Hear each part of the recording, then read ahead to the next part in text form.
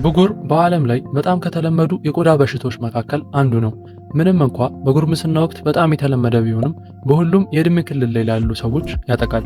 የብጉር መንስኤን መረዳት፣ ምልክቶቹን ማወቅና እንዴት መከላከል እንደሚቻል ማወቅ ጤናማ ቆዳን ይዞ ለመቆየት ያስችላል።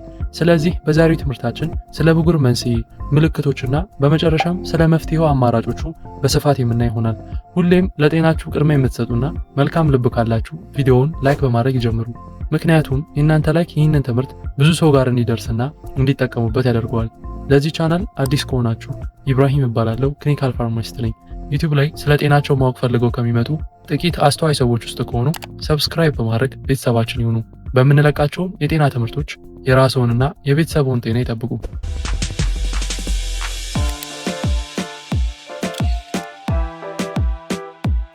የብጉር መንስኤዎች። ብጉር የሚከሰተው የቆዳ ቀዳዳዎች በቅባት፣ በሞቱ የቆዳ ሴሎች እና በባክቴሪያዎች ሲዘጉ ነው። ለዚህ ሂደት በርካታ ምክንያቶች አስተዋጽኦ ሊያደርጉ ይችላሉ። ከነዚህም ውስጥ አንደኛ ከመጠን በላይ የሴበም ምርት ሲኖር። ሴበም የሚባለው በሰባሼስ እጢዎች የሚመረት የቅባት ንጥረ ነገር ነው። ሰባሼስ ግላንድስ ቆዳን ለመጠበቅና ለማለስለስ ዘይትን ያመነጫሉ። ነገር ግን የዚህ ዘይት ከመጠን በላይ መመረት ቀዳዳዎች እንዲደፈኑ ያደርጋል። ይህ ብዙውን ጊዜ የሚቀሰቅሰው በሆርሞን መለዋወጥ ነው፣ በተለይም በጉርምስና ወቅት። ሁለተኛ የተዘጉ ቀዳዳዎች። የሞቱ የቆዳ ሴሎች በየጊዜው ከቆዳ የላይኛው ገጽታ ላይ ይቀመጣሉ። ሴበም ከነዚህ የሞቱ ሴሎች ጋር ሲደባለቅ መያያዝን ይፈጥራል፣ ከዛም ቀዳዳዎቹን ይዘጋል። ይህም ወደ ነጭ ብጉር ወይም ጥቁር ነጠብጣቦች መፈጠር ይመራል። ሶስተኛ የባክቴሪያ ኢንፌክሽን። ባክቴሪያው ኩቲባክቴሪየም አክኒ ይባላል። ይህም በተፈጥሮ በቆዳ ላይ ይኖራል። ቀዳዳዎቹ በሚዘጉበት ጊዜ ይህ ባክቴሪያ ሊበዛ ስለሚችል ወደ እብጠትና ብጉር መፈጠር ያስከትላል። አራተኛ የሆርሞን ለውጦች። የሆርሞኖች መለዋወጥ በተለይም አንድሮጅንስ የቅባት ምርትን በመጨመር ለብጉር ይዳርጋል። ለዚህ ነው ብጉር በጉርምስና ወቅት በእርግዝናና በወር አበባ ዑደት አካባቢ የተለመደ የሆነው። አምስተኛ አመጋገብ። አንዳንድ ጥናቶች እንደሚጠቁሙት አንዳንድ ምግቦች በተለይም የተጣራ ካርቦሃይድሬት፣ ስኳርና የወተት ተዋጽኦች የያዙ ምግቦች ብጉርን ሊያባብሱ ይችላሉ። እንዲሁም በግሊሴሚክ መጠናቸው ከፍተኛ የሆኑ ምግቦች የኢንሱሊን መጠን እንዲጨምር ያደርጋሉ። ይህም እብጠት እንዲኖር እና ብጉር እንዲፈጠር ያደርጋል። ስድስተኛ ጭንቀት። ምንም እንኳ ጭንቀት በራሱ ብጉር ባያመጣም አሁን ያለውን ብጉር ሊያባብስ ይችላል። ውጥረት ወይም ጭንቀት ኮርቲሶል እና ሌሎች የጭንቀት ሆርሞኖች እንዲለቀቁ ያደርጋል። ይህም የዘይት ምርትን ከፍ ሊያደርግና ወደ ብጉር መፈጠር ሊያመራ ይችላል። ሰባተኛ ጄኔቲክ። የቤተሰብ ታሪክ በብጉር የመያዝ ዕድልን ይጨምራል። ወላጆች በብጉር በተደጋጋሚ በሚያጋጥማቸው ከነበረ እርስዎም ሊያጋጥሙት ይችላል። ስምንተኛ የቆዳ እንክብካቤ መጠበቂያና መዋቢያዎች።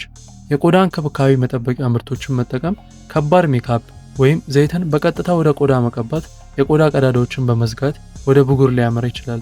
በትክክል ወይም በቂ በሆነ ሁኔታ ፊትን ካላጸዳን ይህም አንዱ ለብጉር መከሰት ምክንያት ሊሆን ይችላል። የብጉር ምልክቶች።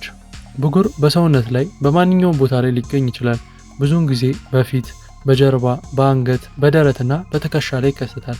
ብጉር ካለብዎ በተለምዶ ነጭ ወይም ጥቁር የሆኑ ብጉሮችን ያስተውላሉ። ሁለቱም ጥቁርና ነጭ ነጠብጣቦች በመባል ይታወቃሉ። ጥቁር ነጠብጣቦች በቆዳው ገጽ ላይ ይከፈታሉ። በአየር ውስጥ በኦክሲጅን ምክንያት ጥቁር መልክ ይኖራቸዋል።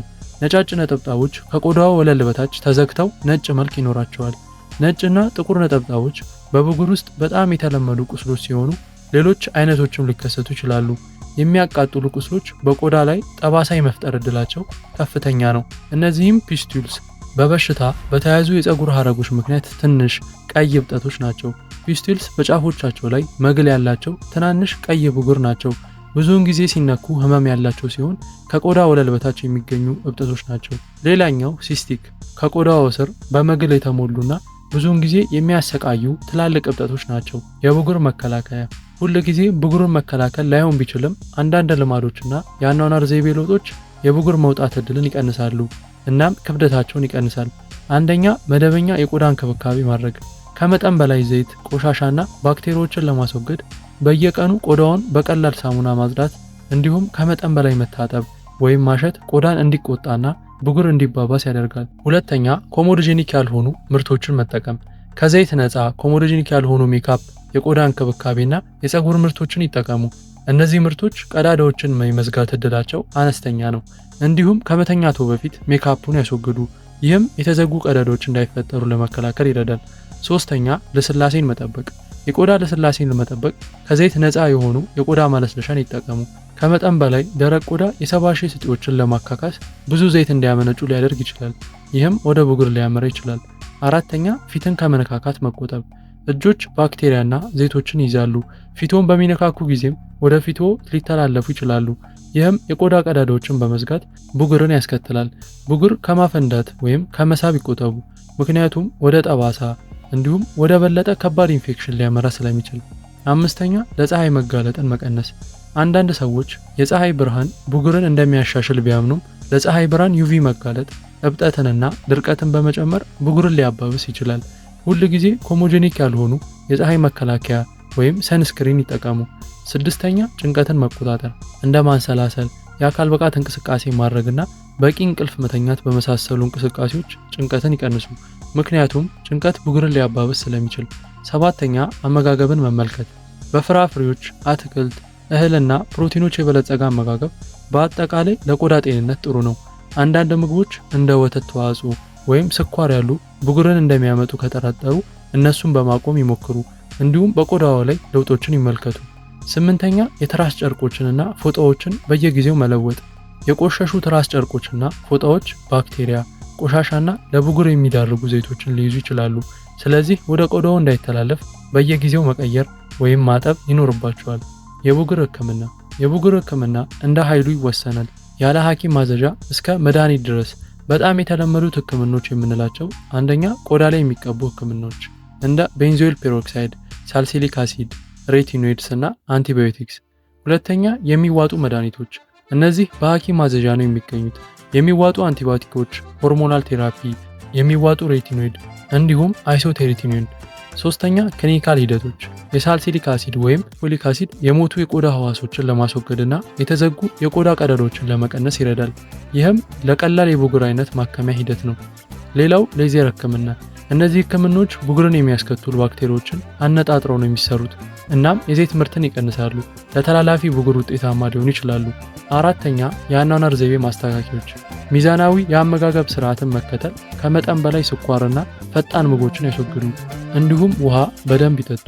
በቂ እንቅልፍ ማግኘት እና ጭንቀትን፣ የሆርሞን መጠንን ለመቆጣጠር በመደበኛነት አካላዊ እንቅስቃሴ ማድረግ፣ ሁለቱም ለብጉር እድገት ትልቅ ሚና ይጫወታሉ። ሌላው ስለ ማድያት መንስኤና ወሳኝ መፍትሄዎች ማወቅ ከፈለጉ ቪዲዮውን እዚህ ጋር ያገኙታል፣ እንዳያመልጣችሁ።